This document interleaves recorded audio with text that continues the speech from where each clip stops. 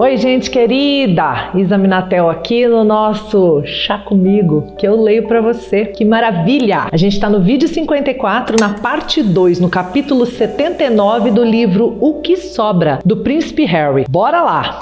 Fui à Austrália para uma rodada de exercícios militares e lá recebi a notícia. Willie e Kate tinham tido uma segunda criança, Charlotte. Eu era tio pela segunda vez e estava muito feliz. Mas, como era de esperar, durante uma entrevista naquele dia ou no seguinte, um jornalista me questionou sobre isso como se eu tivesse recebido o diagnóstico de uma doença terminal. Não, cara, estou feliz da vida. Mas o Senhor desceu ainda mais na linha de sucessão. Eu não teria como estar mais feliz do que estou pelo Willie e pela Kate. O jornalista pressionou. Quinto na linha.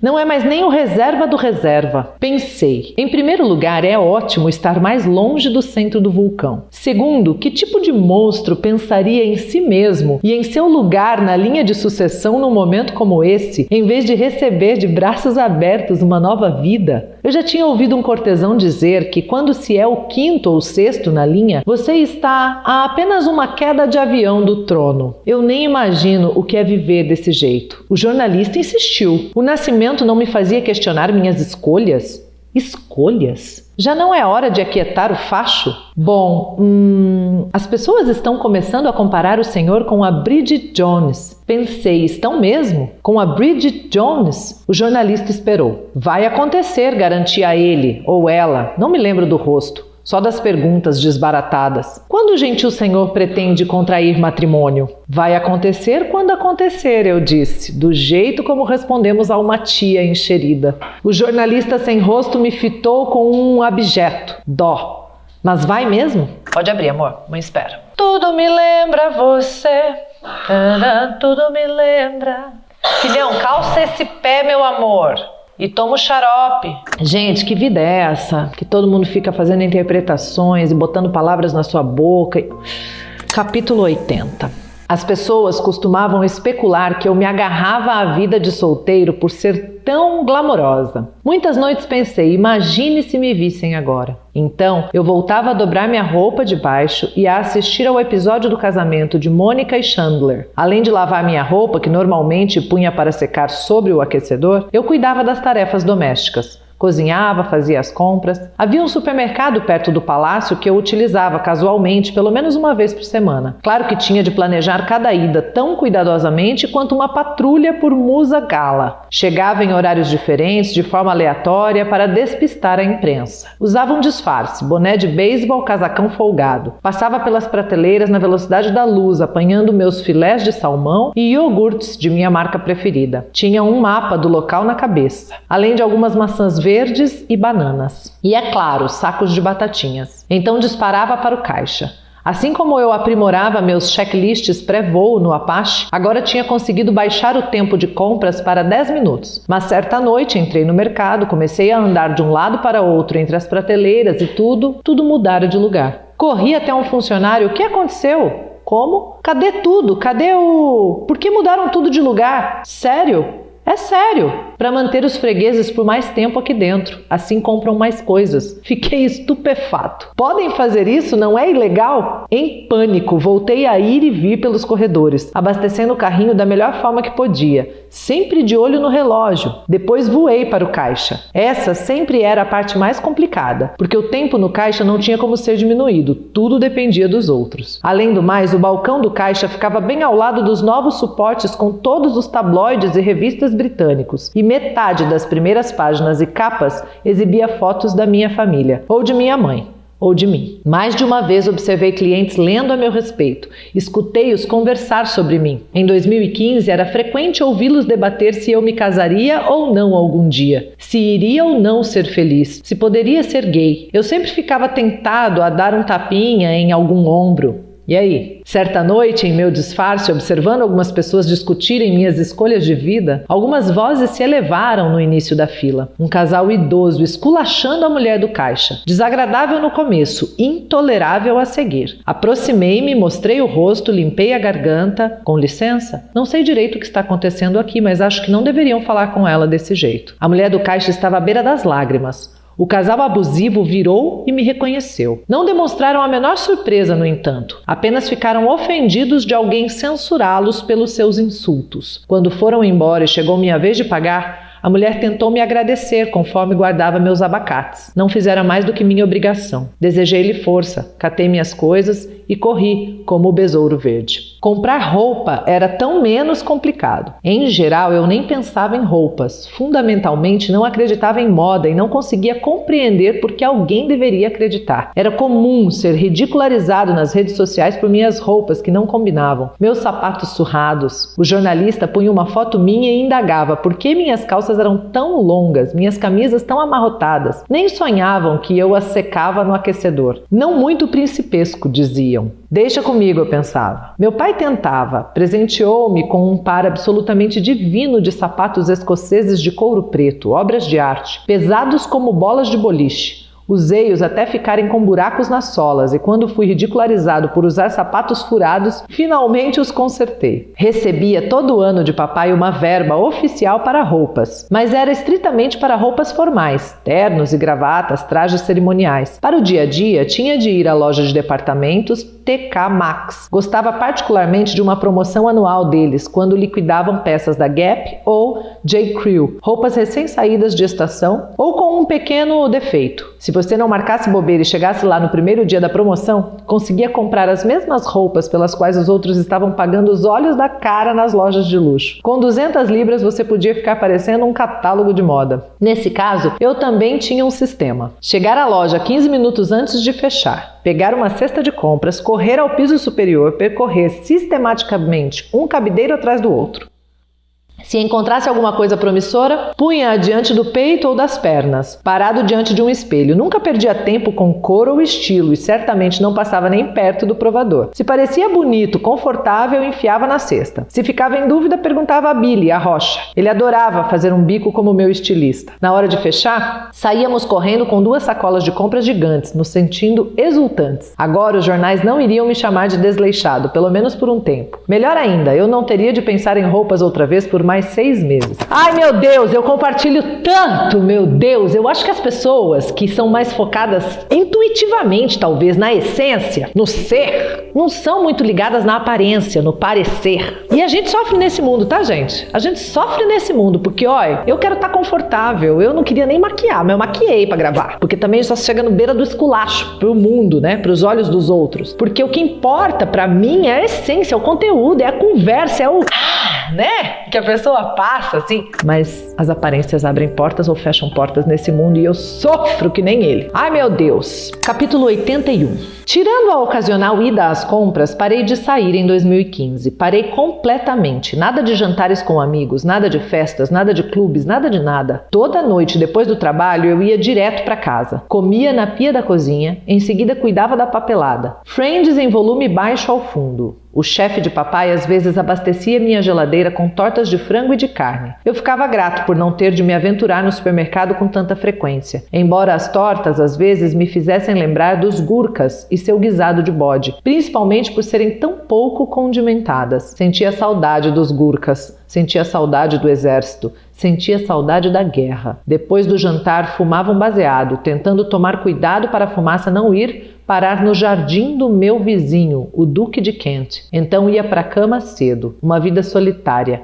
uma vida estranha. Eu me sentia solitário, mas solitário era melhor do que a sensação de pânico. Estava apenas começando a descobrir alguns remédios saudáveis para meu pânico, mas até sentir mais segurança com eles, até sentir que pisava em um terreno mais firme, me apoiava nesse remédio decididamente nada saudável: reclusão. Estava com agorafobia, o que era praticamente impossível considerando o meu papel público. Depois de um discurso que não teve como ser evitado ou cancelado e durante o qual eu quase desmaiara, Willie foi me procurar nos bastidores, rindo. Harold, olha só para você está encharcado. Não pude compreender sua reação. Logo ele presenciara meu primeiro ataque de pânico, com Kate. Estávamos a caminho de um jogo de polo em Gloucestershire, no Range Rover deles. Eu no banco de trás e o Willie me espiando pelo retrovisor. Viu que eu estava suando, vermelho. Tudo bem com você, Harold? Não, não estava. Foi uma viagem de várias horas e de tantos em tantos quilômetros sentia vontade de pedir que parasse, para eu descer do carro e tentar respirar direito. Ele sabia que alguma coisa se passava, alguma coisa ruim. Willie havia me dito nesse dia ou pouco depois que eu precisava de ajuda. E agora caçoava de mim? Não conseguia imaginar como podia ser tão insensível. Mas a culpa também era minha. Tanto ele quanto eu deveríamos ter nos dado conta, deveríamos ter admitido a realidade da minha condição psicológica, pois havíamos acabado de debater o lançamento de uma campanha pública de conscientização sobre saúde mental. Olha, isso aqui, gente, para mim, só traz à tona uma discussão que cabe em todas as esferas, não só lá na realeza. Como a gente não leva a sério a saúde mental. De uma maneira geral, se a gente tiver uma úlcera no estômago, a gente corre para ver, para medir, para fazer exame, para tratar, Mas se a gente tiver um problema mental, a sensação que eu tenho é que a gente espera a corda arrebentar para depois fazer alguma coisa. Já reparou nisso? É uma frequência que acontece isso na nossa sociedade, nas nossas famílias. Como é que é isso na sua realidade? Conta aí, conta nos comentários. Capítulo 82. Eu estava na área leste de Londres, no Mildmay Mission Hospital, para celebrar seu 150º aniversário e a recente reforma. 150 anos, tá?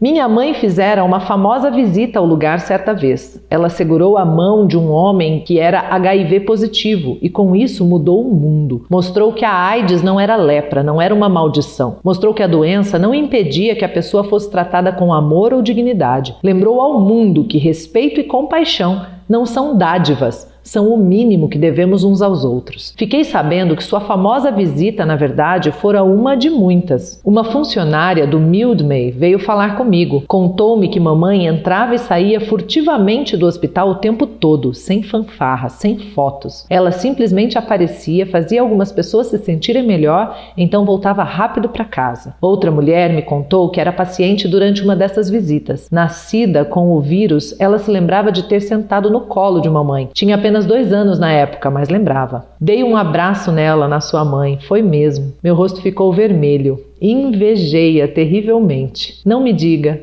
Dei sim. Ai, foi tão bom. Ela tinha um abraço forte. Eu lembro, mas não lembrava. Por mais que tentasse, mal conseguia me lembrar de coisa alguma. Tem ideia do que é não lembrar do abraço da mãe? Talvez você tenha essa situação e eu sinto muito se for esse o caso. Eu lembro do abraço da minha mãe e ainda tenho a minha mãe viva. E nessa hora é aquele chacoalhão que a gente tem pra gente aproveitar e ser grato, né?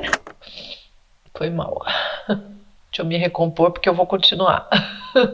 Capítulo 83. Visitei Botsuana. Passei alguns dias com Tige e Mike. Ansiava pela companhia deles. Senti uma necessidade física de sair perambulando com Mike, de ficar mais uma vez com a cabeça no colo de Tige, conversando e me sentindo em segurança, me sentindo em casa. O finalzinho de 2015. Fiz deles meus confidentes, contei-lhes de minha luta contra a ansiedade. Estávamos junto à fogueira, onde sempre era mais fácil falar sobre essas coisas. Contei que recentemente encontrara algumas coisas que pareciam funcionar. Então, havia esperança. Por exemplo, terapia. Eu segui a sugestão de Willie e, embora não tivesse encontrado um terapeuta de que gostasse, apenas conversar com alguns abrir a minha mente para as possibilidades. Além disso, um terapeuta afirmou por alto que eu claramente sofria de transtorno de estresse pós-traumático e isso soou familiar. Acho que me pôs na direção certa. Outra coisa que pareceu funcionar foi a meditação. Sossegava minha mente acelerada, trazia certa dose de calma. Rezar não fazia meu estilo. A natureza continuava sendo minha divindade.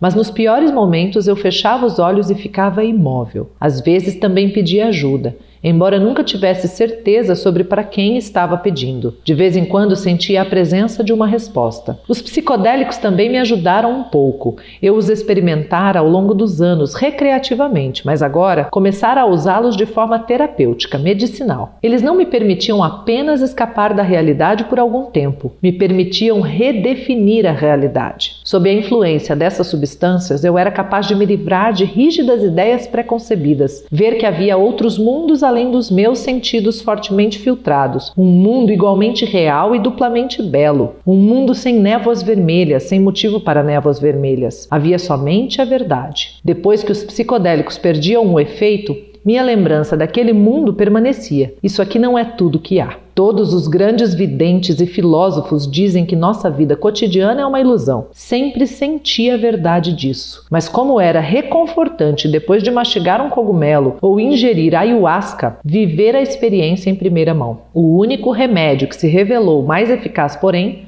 foi o trabalho. Ajudar o próximo, fazer algum bem ao mundo, olhar para fora e não para dentro. Esse era o caminho. África e Invictus. Essas foram por muito tempo as causas mais caras ao meu coração. Mas agora eu queria mergulhar de cabeça. Ao longo do ano anterior, conversara com pilotos de helicóptero, cirurgiões veterinários, guardas de parques nacionais e todos me diziam que havia uma guerra em curso. Uma guerra para salvar o planeta. Você disse guerra? Onde me alisto? Um pequeno problema. Willy. A África era uma causa dele, afirmou, e ele tinha o direito de dizer, ou achava que tinha, porque era o herdeiro. Vetar minhas causas sempre esteve em seu poder, e ele tinha toda a intenção de exercer, até mesmo ostentar esse poder de veto. Tivemos algumas brigas feias por conta disso. Contei a Tige e Mike. Um dia, quase fomos às vias de fato na frente de amigos de infância, os filhos de Emily e Hugh. Um deles perguntou, por que vocês dois não podem trabalhar na África? Willy ficou apoplético. Avançou de repente sobre quem ousou fazer essa sugestão. Porque rinocerontes, elefantes, essas coisas são minhas. Era muito óbvio.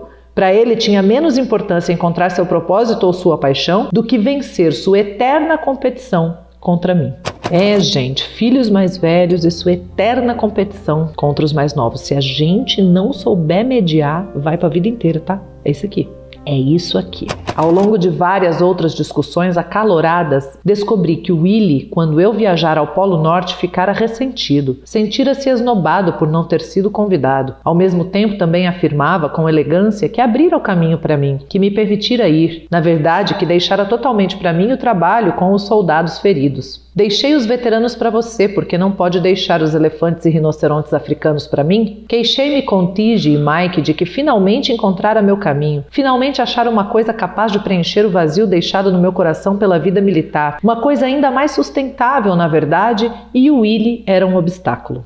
Eles ficaram chocados. Continue brigando, disseram. Tem espaço para os dois na África, há necessidade dos dois. Assim, com seu encorajamento, embarquei numa viagem de 4 meses para testemunhar as realidades locais, para me educar sobre a Guerra do Marfim. Botsuana, Namíbia, Tanzânia, África do Sul. Visitei o Parque Nacional Kruger, uma vasta extensão de terra seca e estéril, do tamanho de Israel. Na guerra contra os caçadores ilegais, Kruger era a absoluta linha de frente. Sua população de rinocerontes, tanto negros como brancos, estavam despencando devido aos exércitos de caçadores incentivados por sindicatos do crime chineses e vietnamitas. Um chifre de rinoceronte rendia enormes somas. Então, para cada caçador preso, havia outros 5 prontos para tomar seu lugar. O rinoceronte negro era mais raro, portanto mais valioso, bem como mais perigoso. Vivia no mato cerrado e entrar atrás dele podia ser fatal. Os animais não sabiam que você estava ali para ajudar. Eu fora atacado algumas vezes e tive sorte de escapar sem virar picadinho. Dica: